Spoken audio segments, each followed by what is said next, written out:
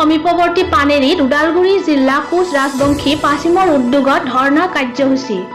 ওদালগুৰি জিলা কোচ ৰাজবংশী পানেৰী আঞ্চলিক আক্ৰাসু পানেৰী আঞ্চলিক কোচ ৰাজবংশী সন্মিলন পানেৰী আঞ্চলিক যুৱ ছাত্ৰ সন্মিলন পানেৰী আঞ্চলিক মহিলা সন্মিলন চিলাৰাই সেনা আৰু মহিলা সমিতিৰ উদ্যোগত আজি ওদালগুৰি জিলাৰ অন্তৰ্গত পানেৰী ওদালগুৰি পথৰ পানেৰী থানাৰ সমীপত অসম চৰকাৰ তথা বিজেপি চৰকাৰে বিধানসভাৰ মজিয়াত স্বায়ত্তশাসিত পৰিষদ গঠনৰ নামত কোচ ৰাজবংশী জনগোষ্ঠীক বিভাজন কৰা আৰু ঐতিহাসিক পৃথক কণ্টাপুৰ গঠন আৰু জনজাতিকৰণৰ নামত বিশ্বাসঘাতক কৰাৰ প্ৰতিবাদত ধৰ্ণা কাৰ্যসূচী ৰূপায়ণ কৰে।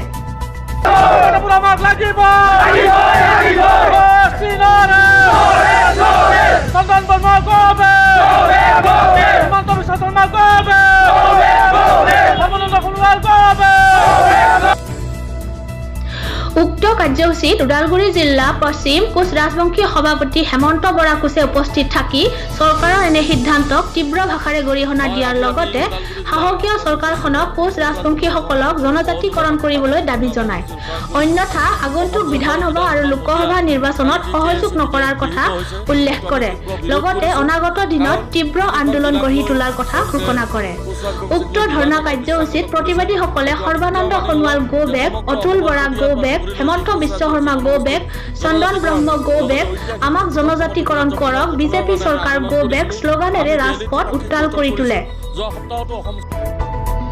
তেওঁলোকে ৰাতিটোৰ ভিতৰতে আমাক বিভাজন কৰি বিশ্বাসঘাতক কৰি কোচ ৰাজবংশী জনগোষ্ঠীক থান বান কৰিবৰ কাৰণে তেওঁলোকে KSC গঠন কৰিছে।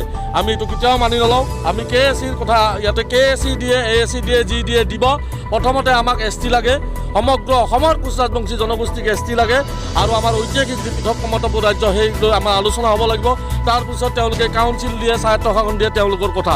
আৰু তেওঁলোকে যি ৰাজনীতি কৰিব বিচাৰিছে এই ৰাজনীতি আমিও কৰিম। আগন্তুক যি BTC নিৰ্বাচন ওদালগুৰি জিলাত বিজেপিৰো কেণ্ডিডেট আছে, প্ৰাৰ্থী আছে আৰু আগন্তুক যি বিধানসভা নিৰ্বাচন তাতেও বিজেপিয়ে হয়তো নিশ্চয় প্ৰতিদ্বন্দ্বিতা কৰিব।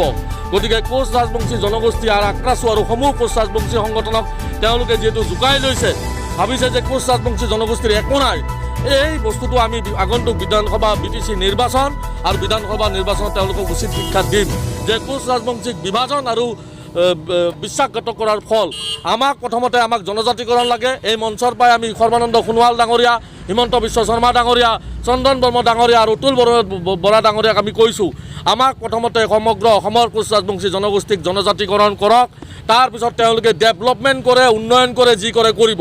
নহ'লে কিন্তু এইবাৰ আমাৰ শেষ হুংকাৰ ওদালগুৰিৰ এই মঞ্চৰ পৰাই কিন্তু সমগ্ৰ অসমত KSCৰ বাহিৰত যিকেইখন জিলা আছে সমগ্ৰ অসমত কিন্তু জ্বলিব, এক বিস্ফোৰণ হ'ব। আৰু এই বিস্ফোৰণ বিজেপি চৰকাৰে কিমান তেওঁলোকে ৰক্ষা কৰিব পাৰে তেওঁলোকৰ সেইটো এটা পৰীক্ষা হ'ব। গতিকে আমি আপোনালোকৰ মঞ্চ দি আমি দাবী জনাইছোঁ অসম চৰকাৰক অতি শীঘ্ৰে আমাক কোচ ৰাজবংশী জনগোষ্ঠীক সমগ্ৰ অসমৰ জনজাতিকৰণ কৰক আৰু আমাৰ কমতাপুৰ ৰাজ্যলৈ যি এটা আলোচনা আছিল তেওঁলোকে ত্ৰিপাক্ষিক বৈঠকৰ কথা কৈছিল দিল্লীত, সেই আলোচনা তেওঁলোকে অনুষ্ঠিত কৰক ছেপ্টেম্বৰ মাহৰ ভিতৰতে।